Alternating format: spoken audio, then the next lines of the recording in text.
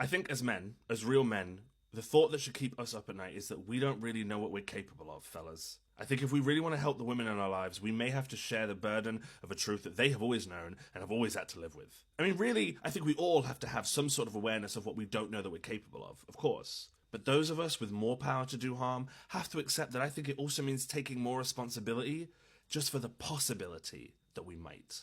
I've talked a lot about stories that I hear from women, ghost stories about dating, about friendship, and about the men in their lives, about the men in their families. And at a certain point, I realised I can't just keep being outraged. I need to understand it so I can do something about it, and that's what I'm here doing all the time. But the stories that really haunt me are not the most obvious ones. There are sometimes not even the most horrific ones. It's the story of the man who was always there. The one who'd been in their life for years, for a decade. The one who she never thought was capable of what he did and what he could do. And the scariest part being that he probably didn't think he was capable of it too. That thought terrifies me because ultimately it's my responsibility to see myself in that man. Not in his actions, no, but in the truth that I fully don't know what I'm capable of.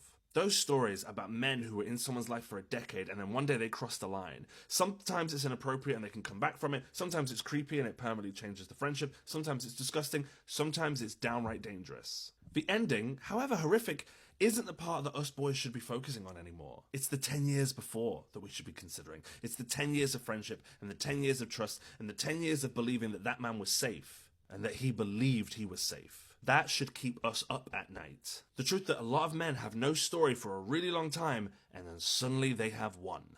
If you're a man that's trying to do good, then I think the scariest part and the most important part to consider isn't what other men are capable of. It's what version of you that you might meet one day.